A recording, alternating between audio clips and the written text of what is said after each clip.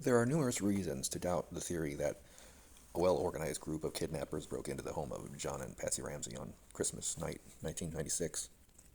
I'm not going to go over them in this video, but I will speak of one facet in the incident that, to me, on its own, strongly suggests there never was any group of elite kidnappers. In the ransom letter, or can we call it just like a ransom novel, seeing as Stephen King could have written an entire fucking book in the same time it took to write this particular ransom letter, it distinctly gives the parents of JonBenet several warnings. Not to call the police, not to talk to anyone, etc., all of which the Ramseys immediately ignore.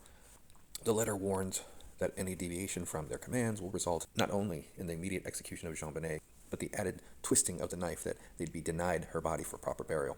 Now, if you're a member of this elite team of child nappers and you've just killed JonBenet for whatever reason, your goal now is never going to happen. Your plan is aborted. All your effort is wasted. Now you're now angrier at the Ramseys than ever before, even before the kidnapping. You've given them every warning. They discarded them. They didn't take your threats seriously.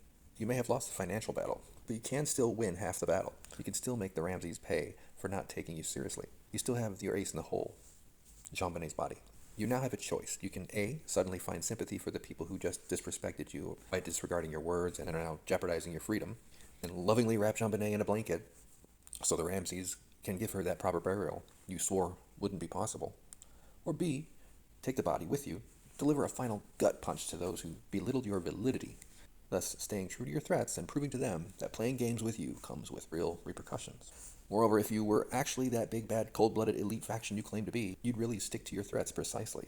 You'd behead JonBenet, like you warned, and leave her head under the Christmas tree. If you're thinking I'm disturbed for imagining such things, well, you're right, I am disturbed. I've been in the presence of actual cold-blooded people. This is Angela Brasso. She was beheaded by someone who was my good friend.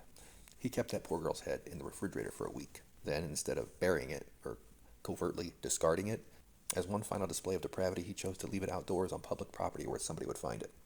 That is what a foreign faction would do. That is what a cartel would do. That is what a cold-hearted person would do. But no, you went with option A. You didn't behead JonBenet like you said you would. You didn't keep her body to deny the proper burial like you said you would. You redressed her so she wasn't nude. You found a blanket to cover her with, and you left the body intact, allowing for proper burial. Because you don't exist. You're not a faction. You're fiction.